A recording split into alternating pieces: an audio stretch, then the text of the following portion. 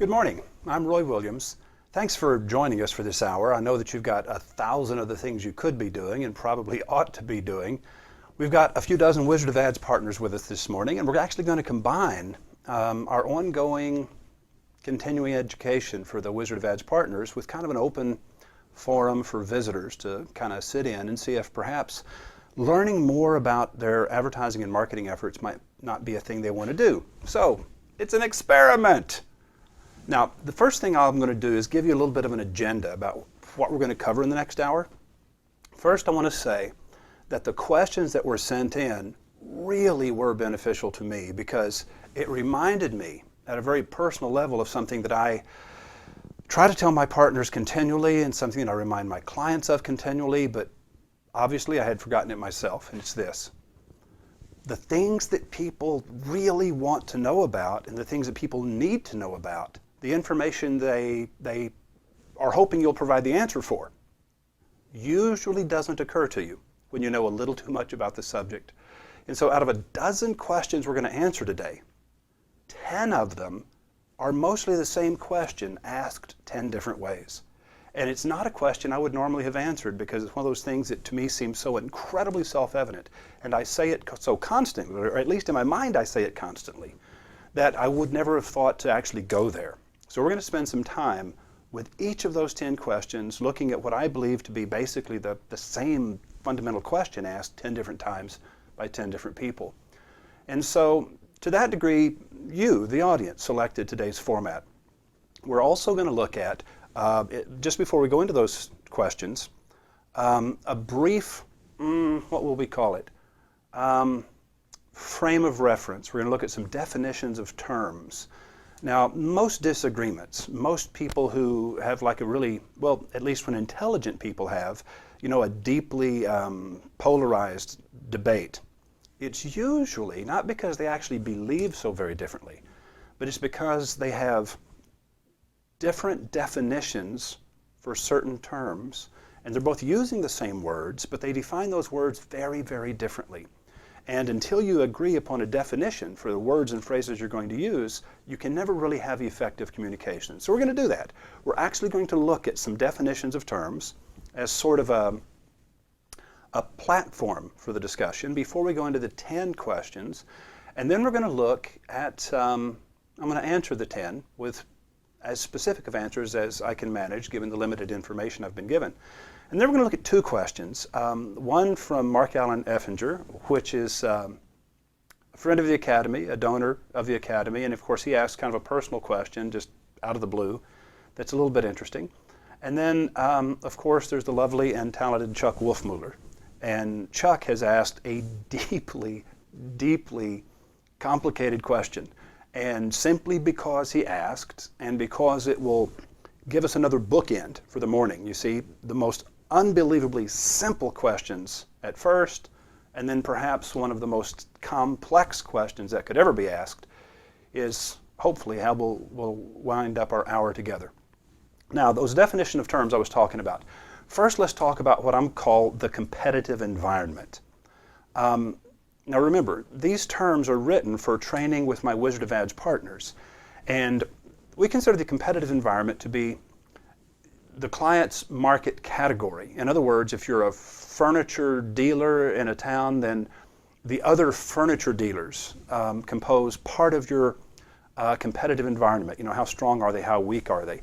And then, of course, where you rank, your place in that competitive environment of other furniture dealers.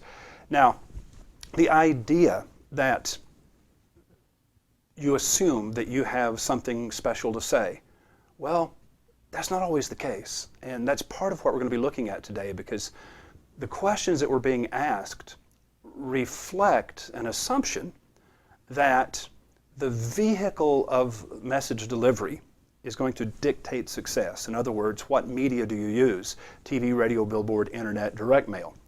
And another thing is there seems to be an assumption that a category-specific statement can be made about not just something about your company, but something that would be true about the category in general.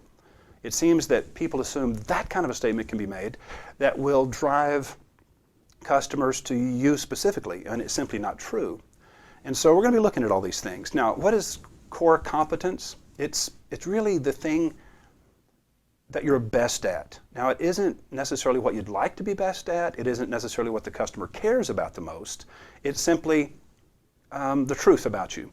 Market potential is the total dollars available in your marketplace. This is easily measured if you know your NAICS code, which is the old SEC code, I think. The bottom line is, a NAICS code is a government number, and it's very narrow. I mean, it's even more tight than a zip code. It measures categories of business in increasingly small, granular types of definitions, so that it's not just, automotive, then it gets down to car dealers, and it separates down from new from used, and then it separates, even more infinitely specialized than that. So if you want to know your market potential, you can look at how many cars total will be sold in my marketplace, and the government knows that because of taxes. And then what percentage of those will be domestic, what percentage of those will be imported, what percentage will be new, what percentage will be used, that sort of thing. And so you always want to know how many dollars are floating around in the marketplace for my category of business. Now, that makes an assumption, which is actually a valid assumption. And the assumption is this: the number of dollars that are going to be spent in a category are not going to be materially changed by advertising. Advertising rarely makes the pie larger. The number of people that are going to buy a computer this year are the number that are going to buy a computer. It's not likely that advertising is going to convince somebody to buy a computer who wasn't going to buy one otherwise. It may convince them to buy it a little sooner if there's a special price or something that's available, but ultimately the pie, the dollars in play for a category remains largely the same as time goes by. Now, your share of voice is simply your percentage of all the noise that's being made in your category. And when I talk about noise, I'm talking about everything from just visibility of where you're located on the street to what people are saying about you on the street. And then, of course, everything, your TV, radio, billboards, internet presence, of all the noise being made and of all the impressions that customers are being accosted by. How many of those are yours? How much of that noise is you? Now, share of voice is different than share of mind, you see. Share of voice can be purchased, but share of mind must be earned.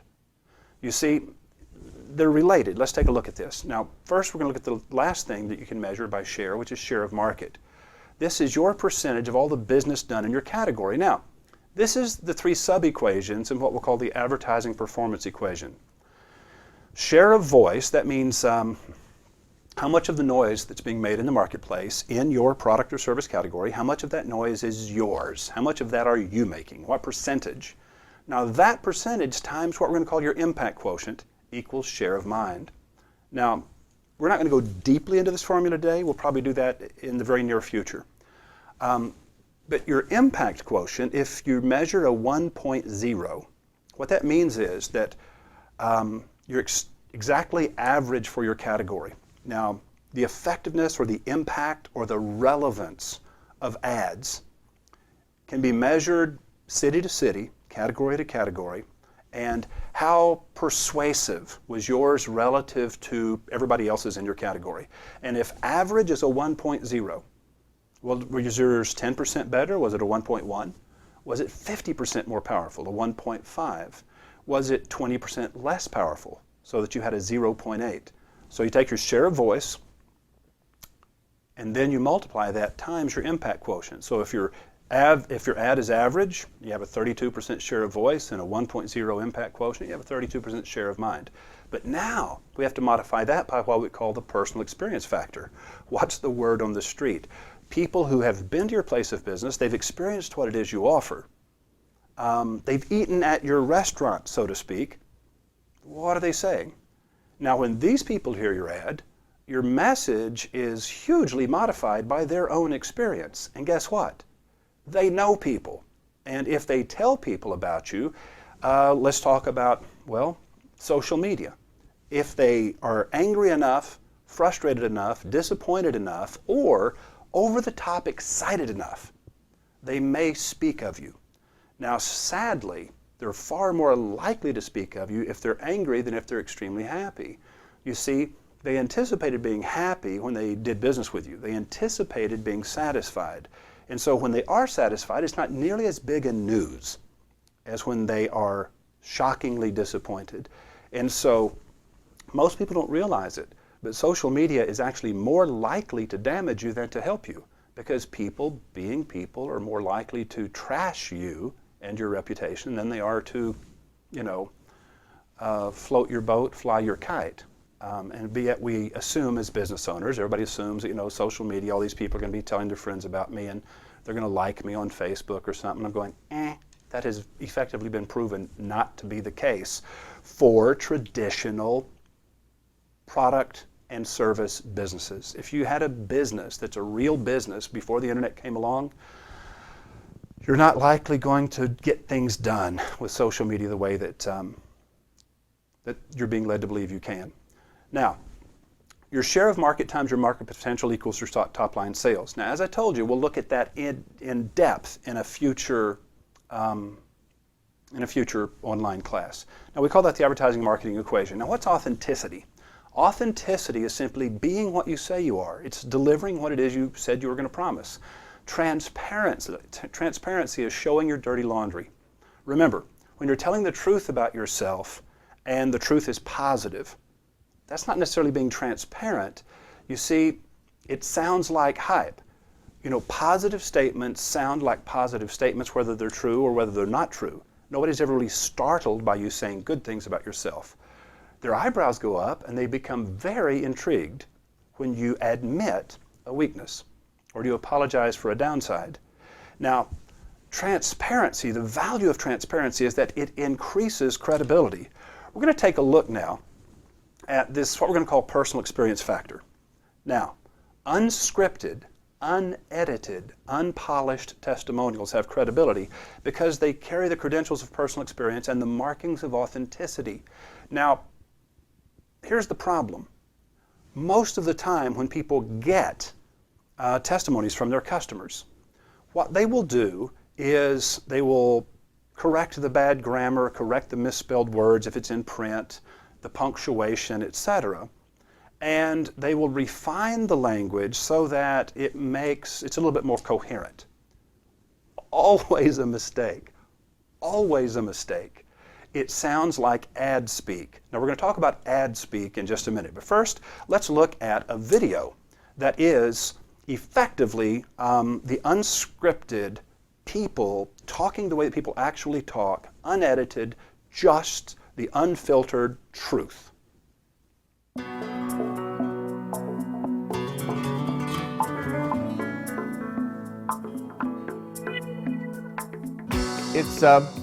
I was thinking about the wizard thing. The wizard thing normally puts the hair up on the back of my neck. It's not something I respond to that well. The wizard and the academy and bells and chapels and, there's woo. You have the word wizard and all of a sudden it's a big enigma. So I dug a little deeper and found what he had to say about it, and that really impressed me even more because it was purposefully selected. But if you think about wizards are transformational, right? It's like alchemy, right? Alchemy turns lead into gold. And to me, this has been transformational. Absolutely. This is not like anything else you have ever sat through before. I do feel like it was meant for me, but I bet everybody in the room feels like it was meant for them. Really thinking through everything that goes into something, not just, give me the 5 steps to get rich. And in any other seminar, I'm like, This is the first, it's other. It's not what you have seen before, and it's not what you're likely to see again. You don't come here and drink the jolly juice and kind of leave. It's real, it's down to earth, it's pointed. Electrical charges. That's what it's been, injecting adrenaline into my brain. It is, how do you put that into words? the way that they described it, they tried their best, and I got a general idea, but it blows the doors off of what they said. One door after another, getting kicked open, boom, boom, boom, boom. It just all makes sense when you leave here. For me to go and explain that to somebody, it's impossible. People can tell you, oh, you're going to learn about brain lateralization. You're going to learn about Chemicals and science and speech and music and all those things are more alike than they are different. but it doesn't mean anything until you piece it all together in the entire workshop. And to figure out how they're going to apply it to the kind of work that you do to make that work better, deeper, richer. Oh, that was just the beginning. There's so much more. It's just something you can't explain. It's something you have to experience. Forget everything that you've learned about a business seminar. Go for it. Pull the trigger.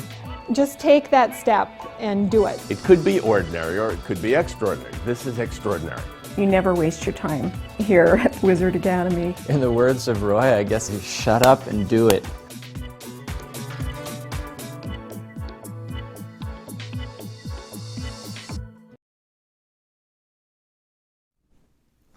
Now, an interesting piece of trivia.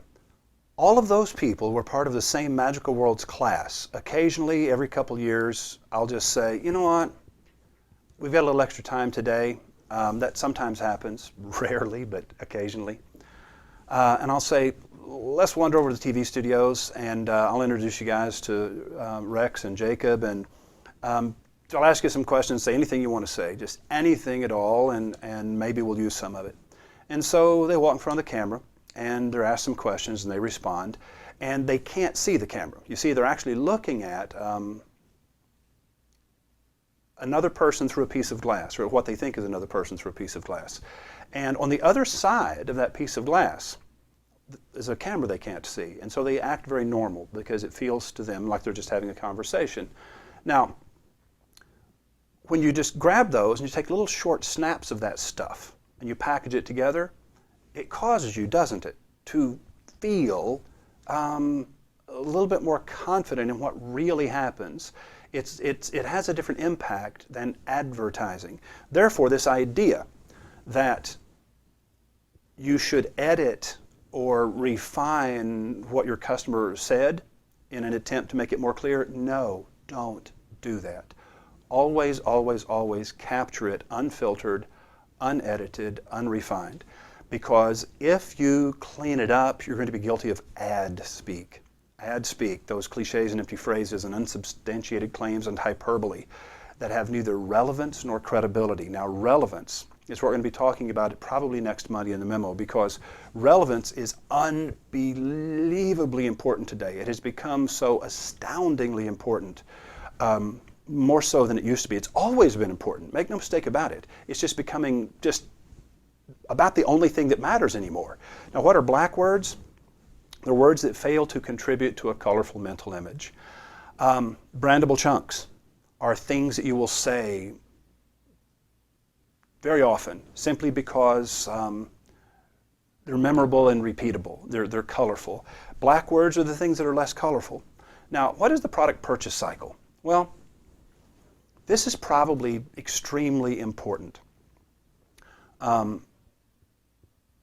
Your product purchase cycle dictates how quickly the ads are going to start working. Well, product purchase cycle and, of course, relevance. If the customer purchases a product on a very short time horizon, say, eating at a restaurant or just buying food, man, we eat every day. So the product purchase cycle is very short. But things that are purchased like air conditioners, cars, engagement rings, things that have a long product purchase cycle very often take much, much, much longer to ramp up and start working.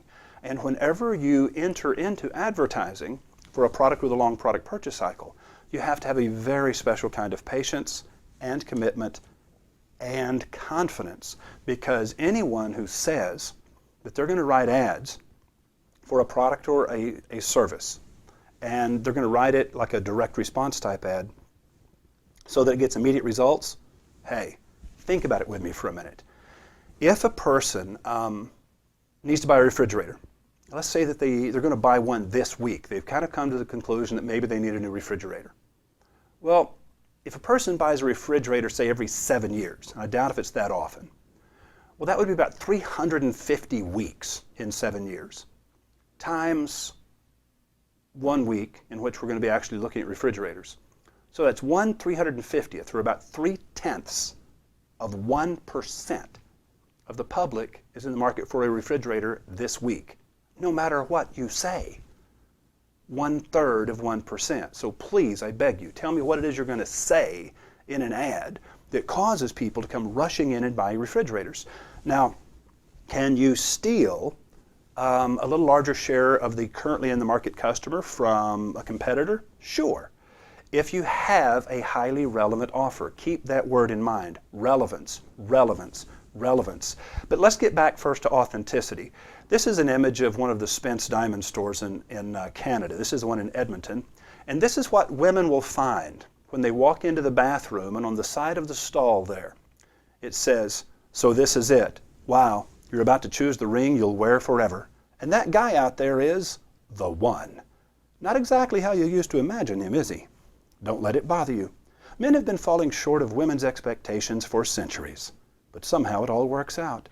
The secret is to look past all his outward bravado and awkwardness to see the boy he is inside. Seriously, little girls grow up and become adults. Boys, well, they just get taller. You know, it's not too late to go out there, look him in the eye, and say, "I've changed my mind." Life without him would be a lot less complicated, that's for sure. The house would stay cleaner, the bills would be smaller, and you wouldn't have to constantly be forgiving him for all those idiotic things men do. Maybe you could get a cat. I've heard cats make good companions. But then on the other hand, he does make you laugh.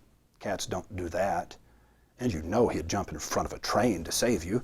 He sees something magical in you. That's why he's out there, right now, waiting. Feels good, doesn't it? So what's it going to be? A cleaner house or a life of adventure? If you choose the adventure, go out that door and surprise him with a kiss. Don't tell him what it's for. Let it be just another small part of the wonderful mystery that is you. Now, you just walk into the bathroom minding your own business. You're in the world's biggest engagement ring store, 10,000 square feet of engagement rings, 4,000 rings on display. And you're in there, and bang, there's a message on the wall. It's not graffiti, it was actually put there by the store, and you start reading it and you smile because the candor of it kind of takes you off guard a little bit. Here's the first question. They say that location is everything, and our location was a happening spot for tourists 10 years ago. But now we are told that most of the tourist traffic is downtown. In addition, due to the recession, our retail industry is suffering. High-end bone china collectibles such as Royal Doulton and tableware. We do have an online presence, but online competition is fierce, and our local market is too small to support our business. Our question is, should we move downtown to a higher tourist traffic area and incur higher rental costs? Or should we recognize that our industry is in trouble and stay where we are and hope things will turn around? Now, before I answer these 10 questions that are, as I mentioned, I feel that they're variations on the same basic question. Before I do that, I want to apologize in advance for what I have to say. You see, it's going to sound like I'm being combative or adversarial or, high-handed, or that I'm trying to diminish you. I promise you I'm not. I just have to say plainly what most of your friends could tell you if you simply were willing to listen to them. You see, there's no perspective like being on the inside looking out. And the customer and your next door neighbor and your rest of your friends are on the outside looking in, and so am I. I'm on the outside looking in. And so I'm not trying to trash your dream, but here's my question. The email goes on to say we're in need of some good business advice, says business is currently unprofitable and is getting slower each year. We don't know if it's a location or an industry thing. Saddest point is that we built up a worldwide reputation for specializing in these products. You asked me not to mention your name or the name of your company in the video, and I've been careful not to do that. However, let's look at it. In the previous page, you said, should we move downtown to a higher tourist traffic area and incur higher rental costs? Or should we recognize that our industry is in trouble and stay where we are and hope things will turn around? Well, here's my question. What might possibly make them turn around? Would better marketing have saved 8-track tapes? Or was it simply the answer to a question no one was asking anymore? I think that a real investigation of the category is what is warranted. What might have saved all the travel agencies in North America? You remember when that was a really big business, travel agencies?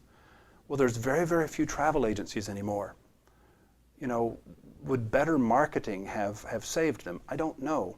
But what I'm saying is the relevance of the product, I wonder if it's an industry that has a future. And so on the one hand, I won't say it doesn't. On the other hand, I will say that to save the business that you're describing to me, you're not going to get there by doing something small. You're going to get there by doing something dramatic and astoundingly relevant to whoever is out there in the world. And you talk about online competition being fierce. Well, you maybe have to be the most fierce of all. It's going to take those types of really defiant and outrageous things to save a business that's circling the drain, like you know, bone china and the kinds of stuff that are reminiscent of a previous generation. I'm sorry to have to say that, but that's what consultants do. They very often just say the truth that everybody else has been thinking, but nobody quite had the bad taste to come out and say. Now, the next question, I mentioned Mark Effinger. He's a good friend. It's a personal question, or a couple of personal questions. He said, what's been the single most gratifying experience for you since beginning the Academy in terms of seeing your vision come to be? Well, this is it, Mark. This will surprise you, but it was a few months ago. I'm not on the board of directors of the Academy, but I was presenting something to the board in a board meeting, and I thought it was a no-brainer. I said to myself, well, of course they're going to do this. It's like, this is just, you know, going through the motions, but I need to go through the motions. And what it was is that, as you know, Mark, because you're a major donor, anybody that gives more than $5,000 in cash to the Academy is considered a major donor, and anytime they're on campus, they can stay in Engelbrecht House if we're not using it for, you know, a class. It sits empty about 2/3 of the time when we're not having classes.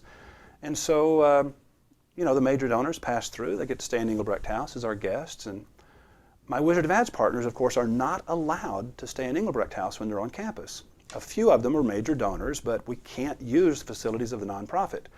And so my partners, over a period of years, just as an organization, had donated about $30,000. And so I got to thinking to myself, you know, there's 14 rooms in Engelbrecht House. If we donated another $40,000, that would be $70,000, which is the equivalent of 14 rooms times $5,000 each. And maybe the board would let us use Engelbrecht House, you know, twice a year when the partners are in town for meetings. I said, you know, it's simple math. It's a no-brainer. The Academy very much needed the money. The partners had the money. And I was thinking, hey, I'll, you know, make this transfer and all is good. My most gratifying experience so far, there's been two of them. The first one was this. When they thought about it and they said, no, we're not going to let you do that. And I was very hurt, very wounded, shocked, a little bit angry. And then I started thinking about it and I said, wow, this is the moment I've been hoping for. These people have taken ownership of this place. It's not the Roy show. This really is a school that's going to survive after I'm gone, which is very important. It's been my single biggest pressing problem. Now, the second thing that was very, very gratifying was only a couple of weeks ago. You know, we host this thing called First Friday, where people visit the campus, and it's a half-day thing in the afternoon. It's the first Friday of a month. And Sean Taylor and Dr. Lori Barr and Gene Backus were hosting the First Friday. Now, I never take part anymore. The whole goal of First Friday is for alumni and faculty and volunteers to orient newcomers and to kind of give them a sense of who we are and what we do here. But this particular Friday, it's the most recent one, I wandered into the tower, came up through the elevator during the middle of the thing, sat at the back of the room and just watched. And nobody ever knew I was there. And I said to myself, these people are having an amazingly good time. Lori Barr and Gene Backus and Sean Taylor are just doing a fabulous job, and I am not missed. This place is obviously going to continue forward whenever I'm gone. And so those two things have absolutely been the most gratifying, so thanks for asking. Now, your second question was, how do you see mere mortals managing real-time data streams in regards to crafting the user-centric marketing message? And then you go on, blah, blah, blah. Okay, Mark, here's the deal. Your question would indicate that you believe that we are not only capable of processing this information, but that it is somehow relevant to us. And I'm going, so increasingly personalized data, so that every person is basically listening to their own private radio station, they're watching their own private TV station, and they're being exposed to ads that have been filtered and selected specifically for them and their interests. And that's where, you know, the internet seems to be taking us, and all the data that we're gathering allows us to target ever more effectively. Well, that's incredibly, unbelievably dangerous for a couple of reasons. It's very insular. It puts us into incredibly tight, little suffocating cocoons. And at some point, we're going to say, you know what? This becomes very incestuous. This becomes very much of a whirlpool getting smaller and tighter, and we don't want this anymore. We need to be exposed to things that are new, surprising, and different. You see, without some degree of surprise, there is no delight. And so the idea that people want this unbelievably tightly targeted information, or that they will process it in real time, I think it still belongs largely in the realm of science fiction. Can it happen? Will it happen? Maybe. But it's at least 50 or 60 or 100 years away. Certainly not going to happen in the next 7 to 10. Now, next question. The writer says, and by the way, I was kind of amazed, not only at the simplicity of most of these questions, and we're now going to go into like 8 more that are pretty straightforward, but I was intrigued that 2 or 3 of them were from obviously evangelical perspective. And I have no idea in the world why I appeal to evangelicals, because I'm fairly unrestrained in most of what I do and say. Now, this particular person said a discovery that the vast majority of people who study for pastoral ministry and enter it, excited to spend their lives in a great cause, drop out of the calling within 10 years. So they go to work for Jesus and then they change their mind. I get it. The problems are knowable. Character development of the leader has been neglected, and flaws in character such as not being able to get along with people or to have adequately dealt with their issues leads to leaders who are hurting people hurting people. The second problem is that 80% of the churches in the country plateaued or are in decline, and seminaries require no training in how to lead a church to fulfill its mission. Blah, blah, blah, blah, blah, blah, blah. How does an organization with very limited funds find a way to get on the power side of the growth cycle? Okay, now Bob, I'm assuming you're there because we didn't send a link to tell people how to tune in. I'm hoping that you found that. Here's the point. The question would indicate that you've told me everything that I need to know to tell you how to get on the power side of a growth cycle. Well, number 1, what makes you think there's a growth cycle? And number 2, what makes you think that you have a message that speaks to a hunger or a felt need of a prospective student? Now, I'm going to give you the benefit of the doubt on that one.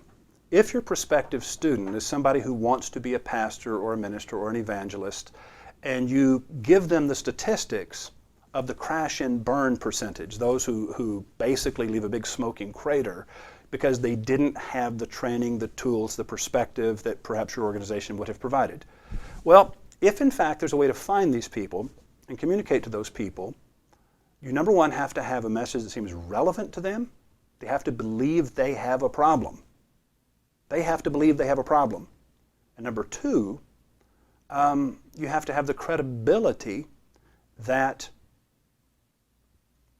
makes them believe you can solve their problem. And so first, they have to need what you do. Second, you have to convince them that you can actually do it. Now, in these circumstances, most of the time, what you want to do is give away an ongoing free sample. If you provide help for free, and people understand, wow, this is a great source of help, and what they told me was very beneficial to me. Well, then when they need a whole lot of help and they want to go really deep into this process, they'll seek you out. But ultimately, you're going to have to do it with an old technique called a free sample. Give people good, solid advice that is very useful to them and very helpful to them, and don't worry about giving away the store, because when you think that you've told them so much they no longer need you, really all you've usually done is you've told them just enough that makes them believe you're capable of helping them, and then they seek you out because they want everything that you have to offer. Now, obviously, that's not just true of a seminary that is going to prepare ministers to do a better job.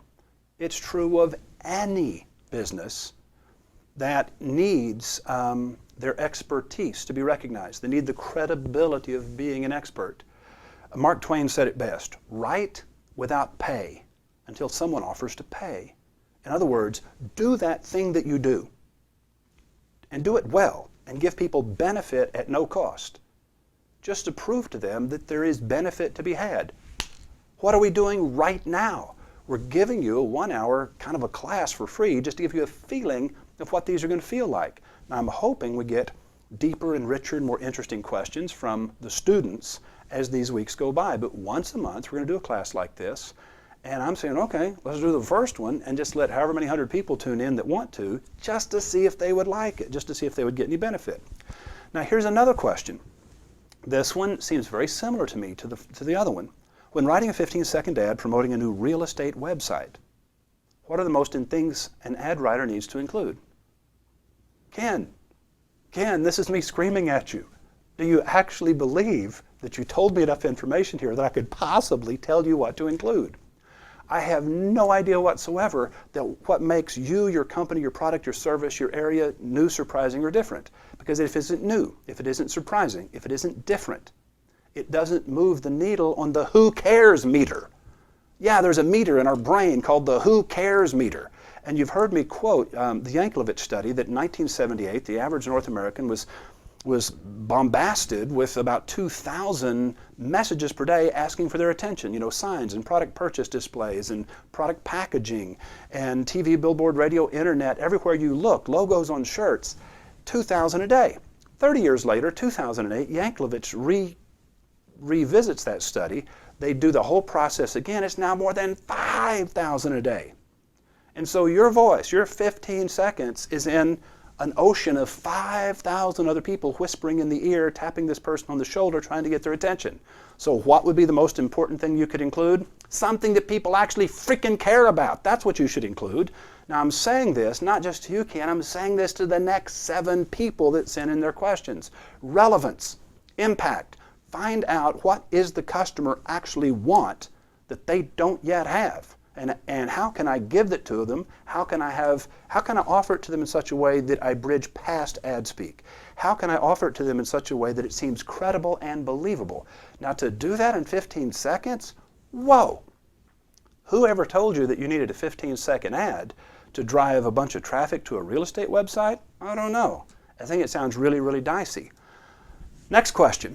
I would like my marketing to make my marketing message more relevant to my prospects. Thank you, John. John's been to the academy. He knows the right question to ask. But then again, he goes one step deeper. He says, what are some of the best ways to come to understand what is relevant to our customers and prospects? Now, Jeffrey Eisenberg was helping me consult a very important client of mine recently. He has a very, very, very, very big business, and he has a sales team of people that make outbound sales calls to prospective clients, and they're extremely good. And he also has a website that gets something like 3,000 unique visitors per day. And he was frustrated because he had never really reconciled his outbound sales calls to his inbound inquiries, or at least those people that were just browsing on his website. And it felt, of course, common sense would tell you that there's got to be a way to reconcile those two and to make it this one effort. And Jeffrey, being a close friend and a faculty member of the Academy, offered to help me with this one because it's kind of a heavyweight question. And this is a major, major donor to the Academy. He was very instrumental in the new tower being built. And so Jeff sat him down and said, ask your salespeople, what is the question that they are asked? It turns out they make like 8,000 sales calls a year. He says when they get somebody on the phone, what are those people asking them? What are the questions that come up over and over and over and over and over? That would be a pretty good way to understand what's relevant to the customers, wouldn't it? Most of the time, John, it seems like what we do is we always speak to what we wish customers were interested in. And the short answer is, if you just listen to the customer, if you just very simply listen to what they're asking, then it's not that hard to figure out what they want to know. Now, Bob Beaver says, it's so easy to endlessly read quality marketing material such as the Monday Morning Memo. It's far harder and scarier to actually do the marketing. I think reading and listening to marketing material can be an addiction. What do you think and what do you say to people when you notice this? Well, Bob, you just saw toward the end of that little Magical Worlds promotional video from Sun Pop Studios, the one that we were using just to show you kind of what transparency looks like, admitting the downside and providing those unfiltered things. Well, you'll notice there's one fellow, he's actually a medical doctor. He's an instructor of neurology at a college in Canada, had a white sweater, kind of a nice looking fella, and he says, or in the words of Roy, just shut up and do it. Yep, because he had been here for 3 days, and this was the third day of Magical Worlds. They had heard me say a lot of times, just shut up and do it. I've always subscribed to the school of G.K. Chesterton, and I think I made that point this morning in the Monday Morning Memo. Sometimes it's ready, fire, aim. Just shoot the cannon.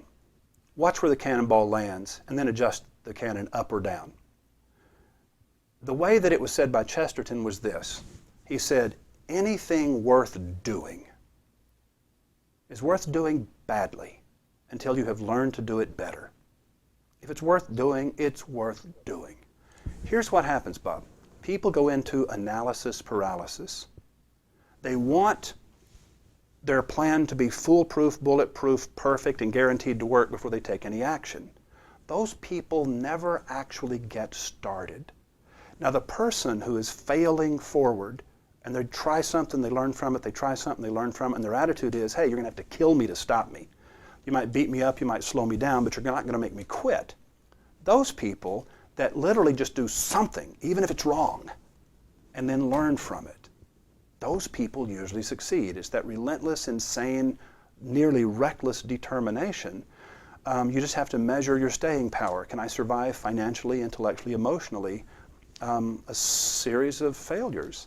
And most people can survive financially, but their fear is that failure is permanent. Let me promise you it's not. Failure, like success, is a very temporary condition. It is a very temporary condition. And as I said, so is success.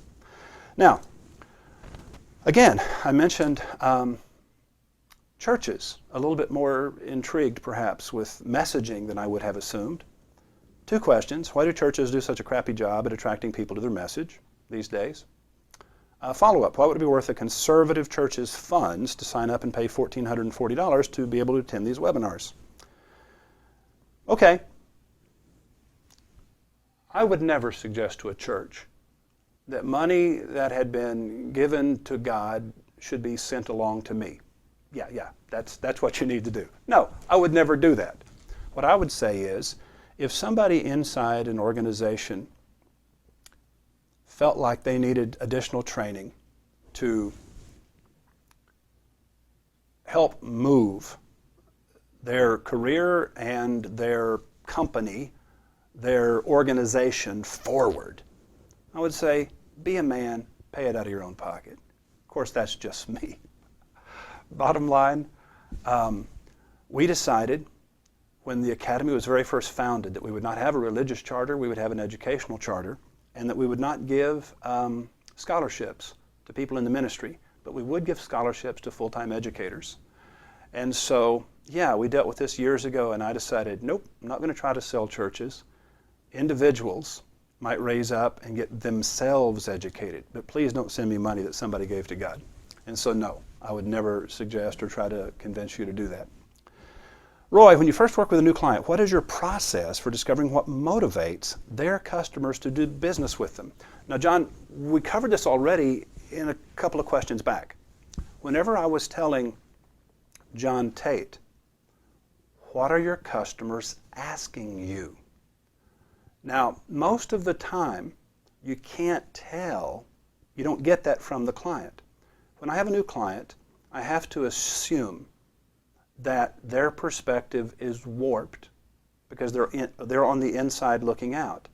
And there is no perspective so clear as being on the outside looking in. Why would a person buy this product or service? What is the itch they're trying to scratch? Most of the time, the answer is self-evident.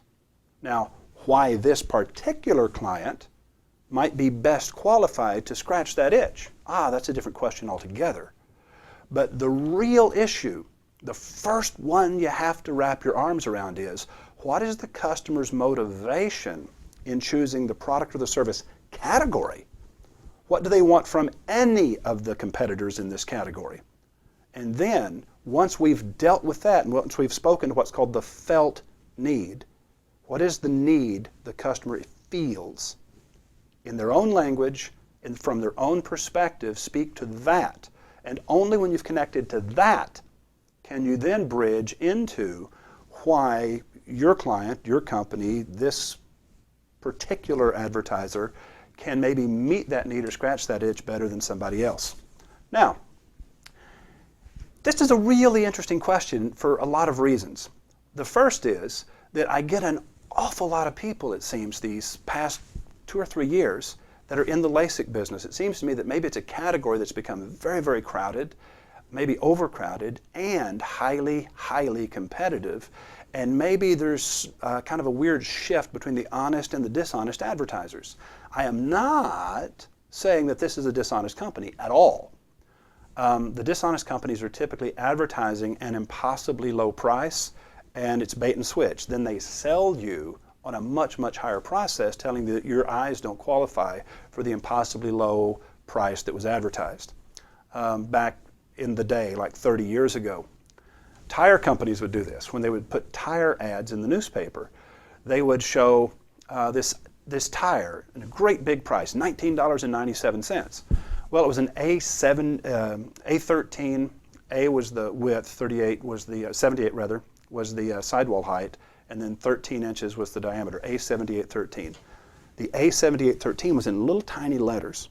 So for $19.97, that's the tire that would fit a Triumph Spitfire or your boat trailer, pretty much.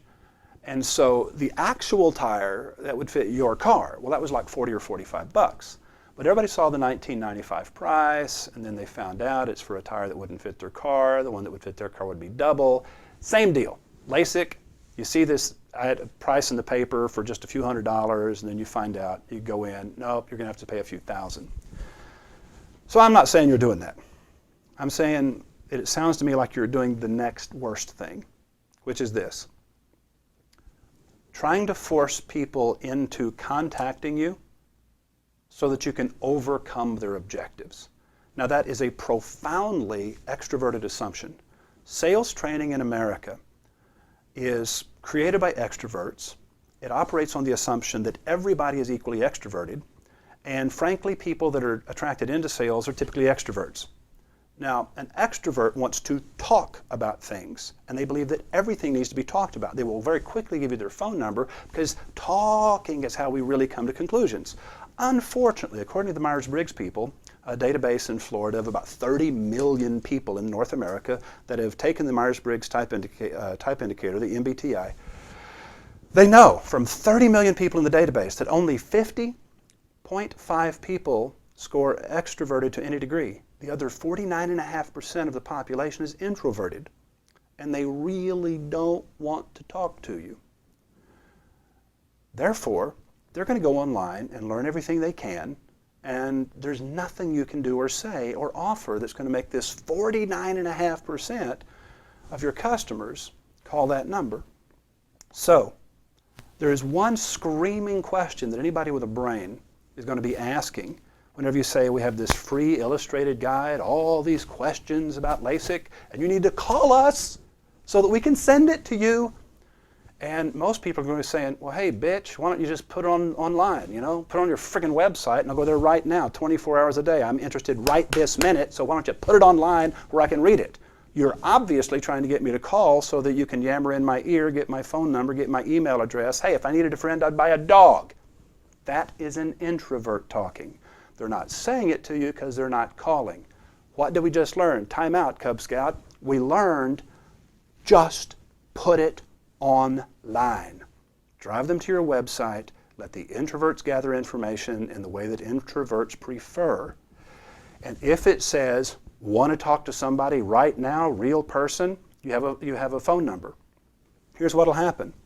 The extroverts scan the information, seems like it's pretty good, but rather than read it, you know what they do? They call the phone number, because that's what extroverts prefer.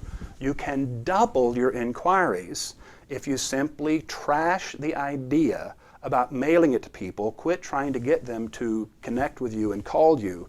And remember, I'm not trying to be adversarial or make you feel bad. I am trying to make a powerful point because I want to get past some really bad thinking. Put it out there online. Give the extroverts the option to call and talk to somebody. Just as many people will call. More people will call than have ever called before.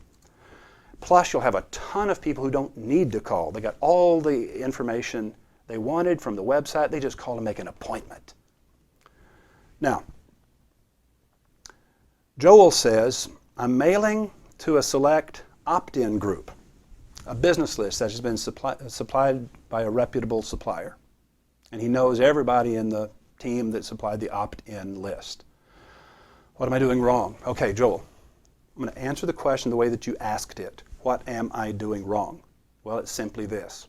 You're assuming that reaching the right people is all you need to do to sell the freaking product. And it's kind of like, no. If you've heard me say anything this past hour, it should be this.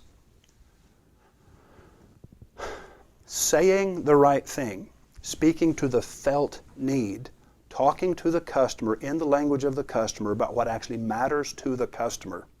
That's the key to ads working. You're going to be stunned how many people in the general public suddenly become, quote, the right people whenever you're saying the right thing. And when you're simply reaching an opt-in list that are supposedly the perfect target, but you're saying nothing that moves the needle on the who cares meter, then it doesn't work. You get zero sales. Your problem is your message. Now, I don't care how relevant you think the message is. The fact that it's not working proves it isn't relevant. Fix what you're saying. Now, long question. We've only got 8 minutes left together. I've got a window gang franchise, blah, blah, blah, blah, blah. Since the economy slowed to a snail's pace, people aren't having their windows cleaned quite so much. So he did a radio campaign, which is not generating results. He says, first off, window cleaning and gutter cleaning are my most profitable services, blah, blah, blah, blah, blah. And there's 2 ads that he sent. Bright, brilliant, sparkling, clean windows. Clean windows brighten your home, your view, even your outlook. Life's simple, wonderful pleasures. Give me $59 a month and you can feel this way with crystal clean windows. Well, guess what? Answer to a question no one's asking. Second ad, a small leak can sink a big ship. Okay, I'm already not listening. I'm just not. I mean, it's kind of like, boy, howdy, I don't have a ship or a leak, and I've got 5,000 other people tapping me on the shoulder today. I'm confident you would be generating real results in my situation. How would you do it? Here's what I'm going to do, Nick. I'm going to answer the question the way that you asked it. And again, I'm not mad at you. I would go out and clean some friggin' windows. If I've got a bunch of people working for me and I'm trying to figure out how to just generate some inquiries, I'd send them down the road knocking on doors. I would aim all of that energy. You see, sometimes when the economy is tough, shoe leather and audacity and some face-to-face contact and the kind of referrals that you generate whenever you just do something, I would probably knock on somebody's door and I'd say, clean windows in the house make a gigantic difference. We're cleaning the whole house full of windows for $59. Would you let me clean that window right now for free, just to show you the difference it makes? No obligation. And some people are going to let you do it. You're going to go over there, you're going to clean that window, it's going to look fabulous, and they're going to say, wow, that really makes a difference. Go ahead and do the rest of the house. And then say, hey, do you have a mom, dad, brother, sister that maybe needs their windows cleaned too? I'd love to run over there and do it. You get really busy really fast. But is there a way to simply spend a few bucks and then, have the phone start ringing? Probably not. When times are tough and you're in a category that is easily discontinued simply because times are tough, you got to really put shoe leather to sidewalk. And if it's not working, with ads, I'm not sure that I would keep running ads. I don't know, somebody's going to be mad at me if you don't continue your schedule, but my bottom line is they need to figure out how to make it work, or you need to go start knocking on some doors. Now, that's the kind of stuff you learn on the streets when you spend as many years as I've spent trying to make stuff happen. Either a person can hear that or they can't. Either they're offended by that or they're not. My goal is just to make sure that everybody out there gets a real sense of what to expect if you guys subscribe to this monthly class, because we're going to be looking at real life situations the way that I did whenever I was learning this business. And I'll be telling real life stories of things I've done and how it worked. But today I just wanted to look at a lot of questions. Now I said we would end with this really fabulously interesting question. Chuck Wolfmueller asked, what are the 12 shadow languages? Well, first we're going to look at the 12 languages of the mind. These are like the protons, neutrons, and electrons of thought. Whenever you have a mental image, you have something in your head, what is that idea made of? It's a mood or an attitude. Well, shape, numbers, phonemes, which are the sounds represented by letters and combinations of letters of the alphabet. Color. By the way, there's 43 phonemes in English. Color is a language. There is a language of color. There's a language of proximity. There's a language of music. And by the way, music is any sound that is not a phoneme, a piece of speech. A dog barking or a jet flying overhead is music. Radiance, any energy sent outward or pulled inward, is a language. Motion, symbols, taste, skin, the feel of skin and muscles, and smell. Those are the 12 primary languages of the mind. Those are the 12 languages that enable our perceptual realities. If you control the signals sent from each of these 12 things, you control the perceptions of an individual. When you control their perceptions, you control their conclusions. It's a very powerful thing. So what are the shadow languages? Chuck, the shadow languages are these same 12, but instead of being applied to physical, concrete reality, they are applied to conceptual, philosophical reality, what I call perceptual reality. Now, every piece of communication can be broken into one of two things very quickly. Are we referring to something that is physical, tangible, concrete, and objective, such as the shape or the color of a thing? Or are we talking about opinion, mood, a philosophy, or a concept? Example, and by the way, we use the same language for both physical reality and philosophical reality. And we'll close with this example. You see, the same 12 languages also have a shadow. If you invite me over to your house, Chuck, and you say, Roy, I want you to be here at 7. Well, it's really close to 7. I'm a few miles away, and I want to let you know I'm not going to be there quite at 7, so I'll call you. I say, hey, Chuck, I'm running late, but I'm on my way. And you say, well, how close are you? And I give you an answer in the language of proximity. Proximity. How near or how far away am I? Now, let's say that after I get to dinner, you use the same phrase, how close are you? But the context is different. You see, I said, well, I'm going to see my brother-in-law this weekend. And I haven't seen him for a couple of years. And you say, how close are you?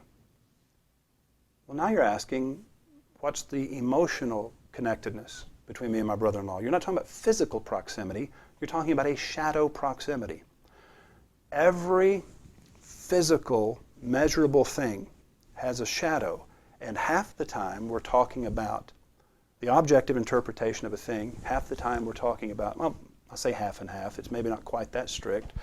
But just as often, it seems, we're talking about a perceptual reality, a philosophical or opinion-based reality. So, it's a fascinating question. As you know, we teach a 2-day class called Portals and the 12 Languages of the Mind. And it's a very, very deep, profound class. A significant percentage of the people who take that class are actually programmers for software companies that are trying to create artificial intelligence. Because we can break the 12 languages of the mind down to a binary code of ones and zeros, then yeah, now you can make computers very much more like human beings.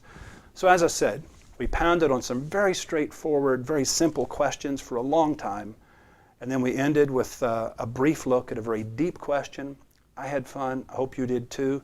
rhw.com is where we'll be meeting once a month if you want to subscribe. Until then, I'm Roy Williams. It's been cool.